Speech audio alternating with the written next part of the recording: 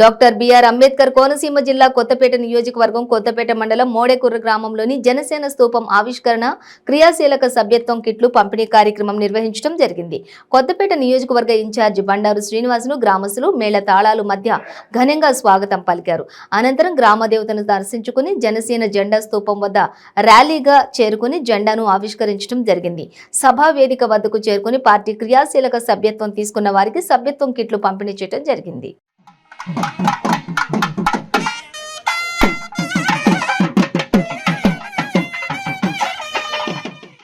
మన అధ్యక్షులు పవన్ కళ్యాణ్ గారు తీసుకుంటారు ఆ నిర్ణయాన్ని ఎలక్షన్ ముందు తీసుకుంటారు.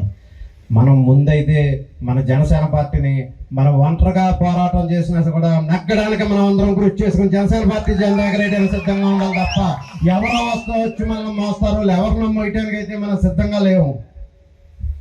అంత అనుమానం అయితే లేదు. ఎందుకంటే తప్పకుండా కొత్తపేట నియోజకవర్గం సామాజిక వర్గ పరంగా కానీ పిఆర్పి నగ్గిన సీటు పరంగా కానీ రాష్ట్రంలోనే 19లో నిజం చెప్పాలంటే ఈ స్టేజ్లో సగం మందే ఆ రోజు మనకు పెద్దలు మనకు కూడా ఉన్నారు.